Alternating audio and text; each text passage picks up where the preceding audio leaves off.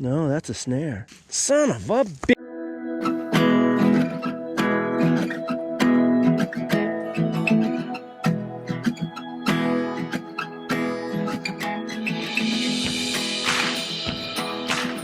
January 5th. Yesterday I was down on the Mexican border. I was going to stay the night down there, but the heater went out in the house. So I came home. I didn't get home till about 11:30 last night, real late. I don't know why. I didn't know how to fix the heater anyway, but just felt like the thing to do. But I had these young dogs. I got to get them out, bring Jet Johnson out, give Big Agnes a break. She was kind of tired. This is where right after Christmas I came up here. That we trailed that line from about 10:30 till about 3:30 or 4 o'clock that afternoon. So I'm just going to ride this rim. Probably only about 5 miles today, and then I'm going home. Easy day on the old man, but he likes to go out. He always meets me at the gate. I'm thinking he likes it.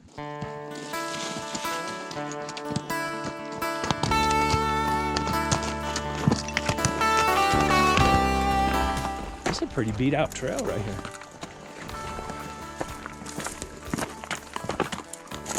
I don't know where it goes. Heck of a canyon.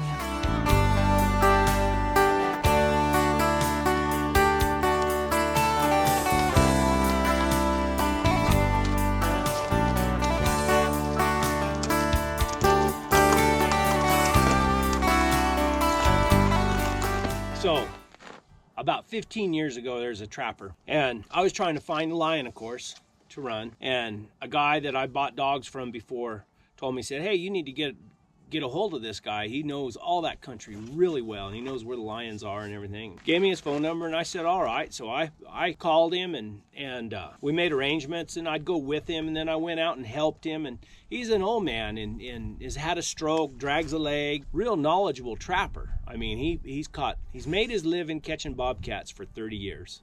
Well, now 40 years. So at least 45 years, something like that. But anyway, he was good, you know, and we caught some bobcats, and I learned quite a bit from him. Said he was the master of the blind set. He really had problems in certain areas. He'd get a lion that came in there and would kill his bobcats and eat his bobcats out of his set. And I mean, he would just get red-faced, mad, angry. And so he asked me, you know, and I didn't have any dogs that could trail a lion really at that time. So he asked me if I could go down there to try to catch a lion that was eating his bobcats. This was down south on the border. And I said, I can try. And I said, I'll see if I can find somebody else. So there was a guy up here, had an old dog. It was a pretty broke dog. Anyway, we all went down there and couldn't trail the lion, seeing what the lion had done, ate his bobcats, messed around, worked at it down there. And so I was going to try to get another friend of mine that had a good dog. We had caught a lion earlier that year. So I called him and he said, I'm going to set snares out, which even now, and at that time, was illegal. And he said, I'm just going to set snares out and catch that lion. And I said, well, let me know where your snares are, and I'll stay away from them. We'll hunt the other side of the mountain. So we don't really know where that lion. Oh, well, I set them everywhere. I do. And he just got real angry with me and then hung up on me. I told him, I said, you have the locks on your snares so they won't get too tight. And he said, no, I don't. He said, you get a dog in that and it's going to kill him. He just, real kind of arrogant. But anyway, I told him, I said, you don't want to kill one of my dogs. And he reminded me of it here today. I said, you don't want to rile me up. Anyway, so here I am. I come up here to this spot. Matter of fact, that might be him. No, it's not. I was an old man I don't know, I say he's old. Probably in his 70s, maybe. He had a younger girl with him. They were drunk. That's funny. She would sleep, but she would wake up and look around, and she'd fall asleep, start snoring in the car. Anyway, where was I? Oh, the trapper. So we had words back then, and hung up, never had anything to do with him again. And I'd seen him around. I knew he was trapping. He's sneaky. I mean, sneaky. When I was helping him, we would go into places, and he would drive his vehicle and drive in and drive out. And I said, what are you doing? He said, well, I'm leaving false tracks. So he'd leave false tracks into areas because he was absolutely paranoid over somebody stealing his fur. Well, we trapped a bobcat. Had made a setup in what he called the oasis. There was a little oasis up there, had some water. Well, there was a spring up there that was the oasis, and it attracted a lot of game. Well, there was a bobcat in there, and he was, the master of the blind set.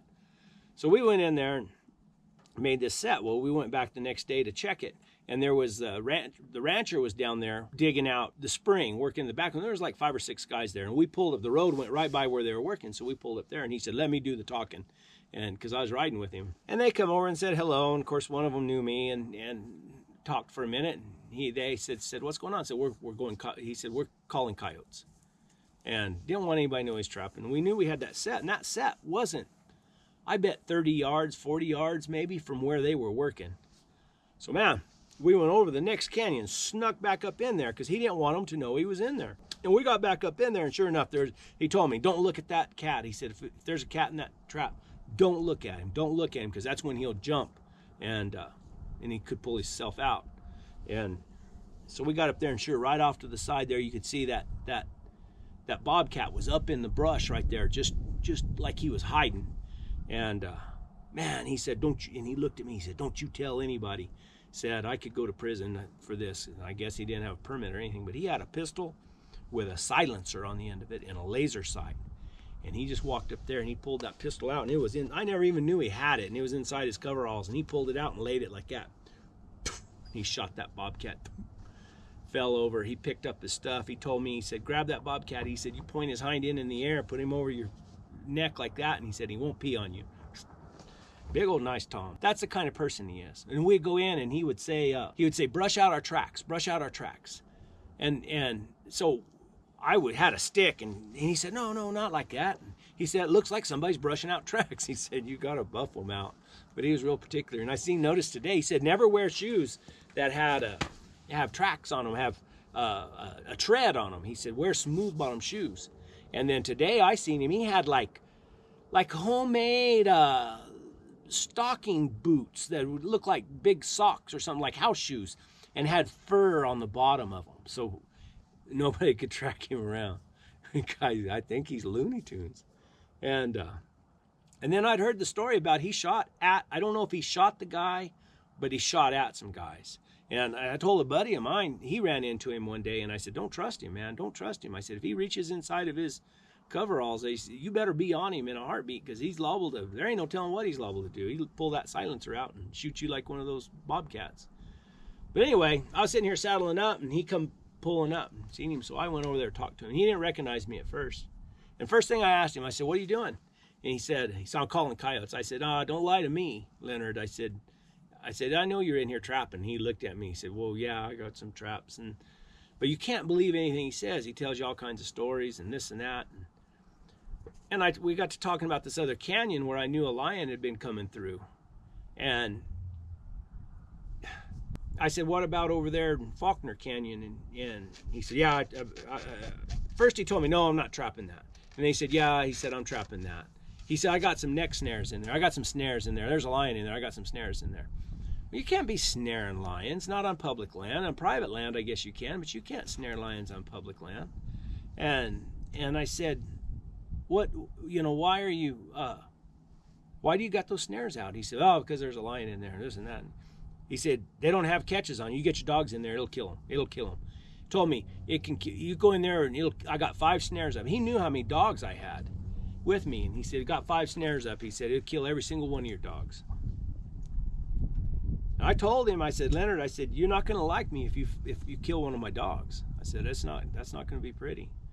And, so I didn't know, I didn't really know what to do. And I like to mind my own business. I like to work with those guys. If they're working one area and I'm working another area, that's fine. We can communicate with each other and avoid each other. I don't want to go in there and he can trap all the bobcats he wants. I don't want to go in there and mess up his deal. But what he tries to do is he tries to keep me out of areas, and that's what he's trying to do. He's trying to keep me out of that canyon. He's trying to intimidate me. And trying to bully me, and it's just not going to work. So what I did is I called him. I still had his phone number from that long ago, and I called him and I put him on speakerphone, and I recorded what he was saying. So anyway, so then I was kind of mad. I got riled up. Ready for me to unsaddle you, Jet? Not much of a day, really. And tomorrow's Sunday. I might come out early in the morning. I don't trust that guy. I think he'd shoot you. I think he would. I really do. I think that if you riled him up, or if he felt threatened in some way, that he would probably shoot you. I know he shot somebody before, or he shot at some people before. I'll keep my eyes open. I was worried about the neck snares. Do you have some of them set out on Faulkner? I sure do. I got 5 in one spot. If they run along with you on that mule, I could wipe out the whole pack.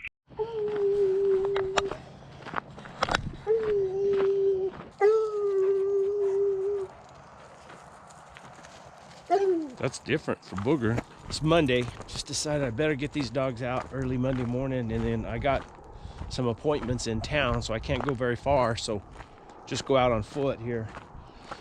But this is a little old gravel pit type deal. It's got this little old rough canyon down here, and I know there's Bobcat down in here. Don't know if I can catch him, but I can try. By the way, today is January 7th, 2019. Beautiful morning. It's supposed to be a really good week this week. Weather's going to be, or the temperature's going to be pretty stable. I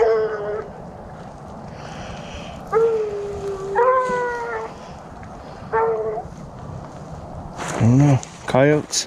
There's a gut pile. There's feathers.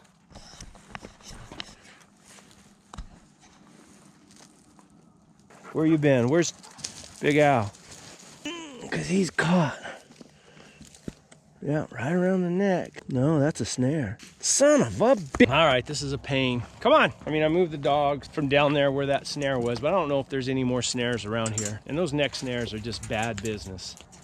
You know, I could have a dog go over a hill and shoot, he'd probably be dead in 10 minutes if I didn't get there to him. You know, working with the trappers is something that a guy's got to do. But this guy is out of control. I mean, he's out of bounds. When I can't even come a half a mile from my house to a little place where I always exercise my dogs and feel comfortable running my dogs here without worrying about them getting in a snare. That's, you know, and the snares that don't even have a catch on them, they cramp down and just choke the animal to death. So no, we're gonna get this straightened out, and I hate to do it. I just rather lay low, go do my own thing, and you know, if it's a trapper, I'll try to stay out of the area they're working, you know, and I can go somewhere else. But when they're trapping the whole area and they're putting in traps that would kill my dogs, that ain't gonna work with me. No. And you know, then if you take matters into your own hands, then you just get in trouble. Don't get me wrong, I would love to take matters into my own hands, but I can't. Just can't do it. So